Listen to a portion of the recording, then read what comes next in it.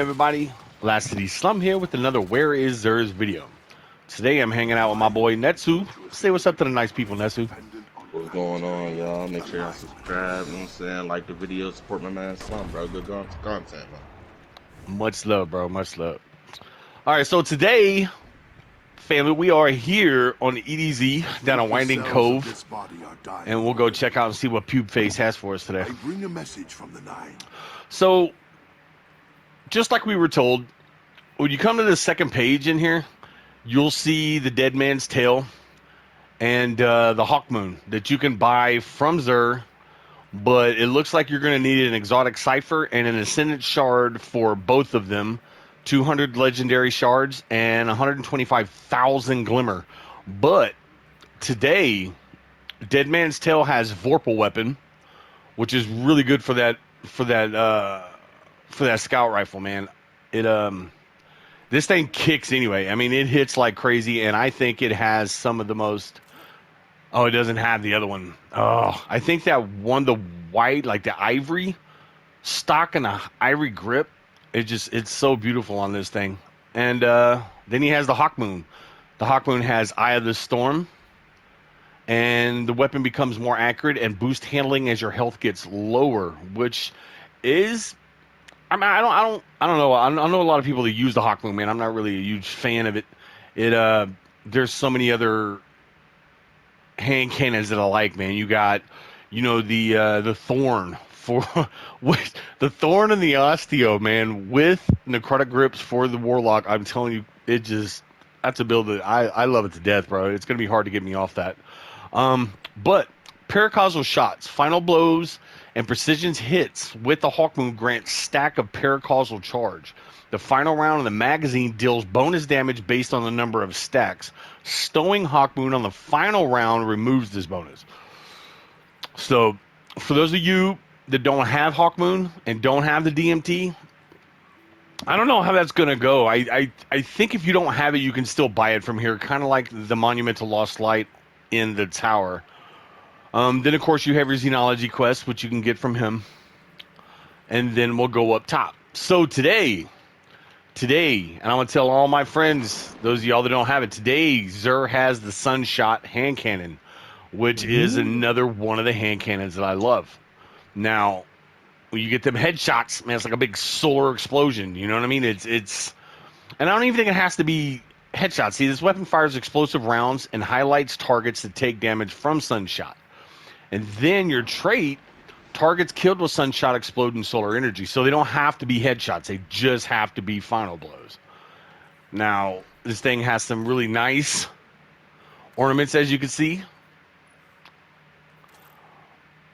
And I would definitely say pick this up, man. If you don't have it, or, you just, I don't know. If you don't have it, pick it up. Man, I would definitely say grab this for sure. So next, for the Hunter, we have Lucky Pants. On the Lucky Pants, a legally modded holster. When you ready a fully loaded hand cannon that deals kinetic damage or damage type that matches your subclass, each hit from that hand cannon increases the damage of the next shot for a short time against the combatant. Hand cannons ready faster and are more accurate immediately after swapping to them. Now, here's the deal. With these, this would be crucial, especially if you're trying to run the legendary campaign missions. It says it right there. Each hit from that hand cannon increases the damage of the next shot for a short time during a combatant. These are kinetic or a damage that matches your type. So if you're running Void 3.0, if you're running the new Void, you get a, let's say, an Ikelos hand cannon. And then say you run up top, say you got a Last Word or something like that. You run dual hand cannons, you can swap and swap. And when you swap, they're going to ready faster and they're more accurate immediately after swapping to them. So more accuracy off that first shot, and then each shot after that first one is just going to increase damage.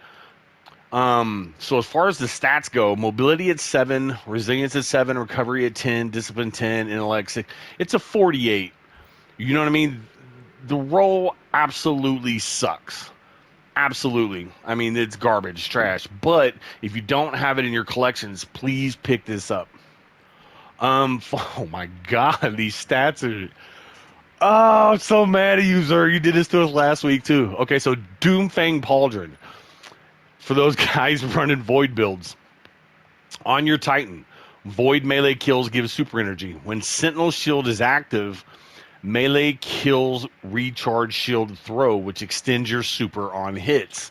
Now, these are the arm pieces that we used to use, or that we use to run your super forever. I mean, for long periods of time. I mean, longer than most any other super is going to last. These are the ones. But the fact that it's at a 48 stat, it sucks. If you don't have them, pick them up here. You know what I mean? And then you'll have them in your collections. For the Warlock, we have the Skull of Dire Ahamkaras. Provides additional damage resistance during Nova Bomb. Nova Bomb kills grants super energy. Be a good use if you're not running Necrotic Grips with the new Osteo and the Thorn. I mean, it wouldn't be bad for Nova Bomb build, but once again, stats suck, so I wouldn't really, unless you need it for collections, I wouldn't even waste time. Hey, you! Clear out! Now, here's something I haven't seen in a while. Gnawing Hunger from Zur, which has auto-loading holster, multi-kill clip. Then it also has accurized rounds, alloy mag, hammer forged, polygonal, and handling. So if you don't have a Gnawing Hunger, never had one, I would say go ahead and grab this one just for your collections. Gnawing Hunger is chew, man. It's 600 RPMs. 43 rounds in a mag. You can throw a backup mag on it. I think it'll put you to about 51, maybe somewhere around there. So next we have the Dire Promise Hand Cannon. Now this has swashbuckler, auto-loading holster, alloy mag, high caliber rounds, fast draw, true sight, and with the stability masterwork. Now you see the impacts at 84, your range is at 48, stability is already at 58 with handling at 75 and a reload at 54. It's a 140 RPM, so I mean this is one of the ones you could run up top. You know what I mean? With the auto-loading holster and the Lucky Pants. Swashbuckler, increased damage from melee kills and kills with this weapon. Bro, it wouldn't be a bad fit. So if you have Lucky Pants, grab this one, and then in your secondary run something else. So next we have Enigmas Draw, which anything with this full auto retrofit now, I don't even really look at, because it's taken away a perk. It's taken away a damage trait that you could possibly have in here. Elemental capacitor, full auto, appended, flared, tactic, target, and handling masterwork. Next we have the Deafening Whisper, which is a one-shot handheld grenade launcher. Projectiles release a wave of energy when they contact the ground. Now, Unrelenting, rapidly defeating targets, trigger health regeneration. Guardians of powerful combatants count as more than one kill. Killing Wind, final blows grant increased mobility, weapon range, and handling for a short duration. High velocity rounds, implosion rounds, volatile launch, linear compensator with the velocity masterwork. Now, this is, I was talking to another buddy of mine yesterday, Captain Dukebeard, and we were talking about these wave grenade launchers, because I know there used to be a solar one, but they sunset that one.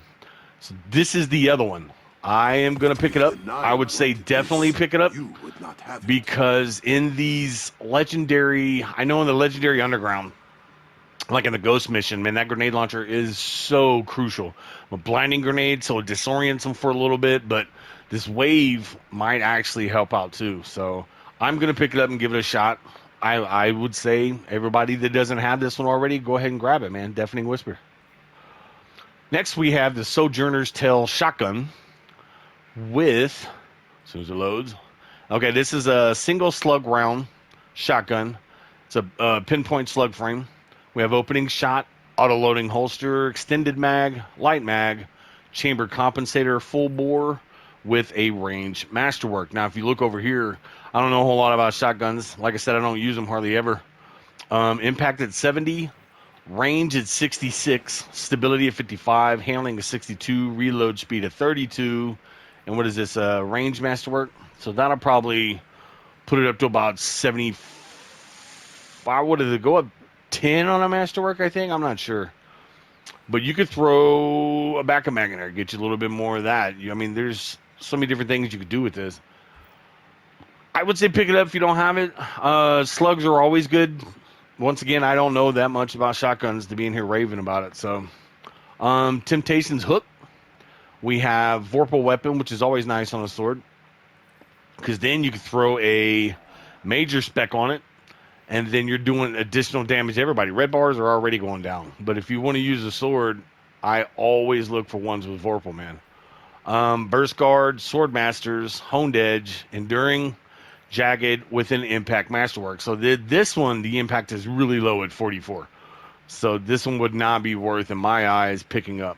They could have put that crap somewhere else. See, that's going to increase it to probably 46. That one's going to increase it up to over 50, but it's still not worth it at that point. Next, we have the Frozen Orbit Sniper Rifle with snapshot sights. Clown cartridge. Now, Clown cartridge is another perk that I love, man. Reloading this weapon randomly overfills it from reserves.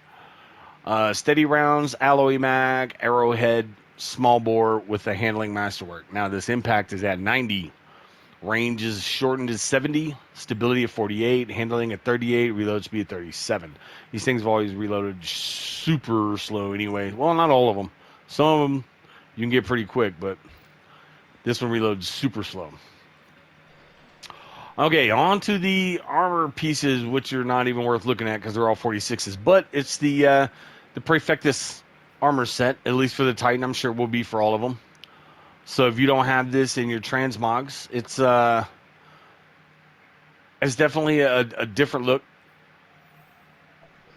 It's got the whole old knight look, you know what I mean? Plus the new age crap. I mean, if you're looking for stuff to throw in your transmogs, or you're just trying to fill up your collection like I do, then I would say go ahead and grab this, dismantle it. But just know it is 50 legendary shards apiece and 1,000 glimmer. So that was the first Xur of the new season here, Witch Queen. Man, he did not deliver, except for that grenade launcher. But I appreciate you guys tuning in, man. Be good to yourselves and be good to one another. And until we see each other next time, man, you guys have a good time here, Witch Queen.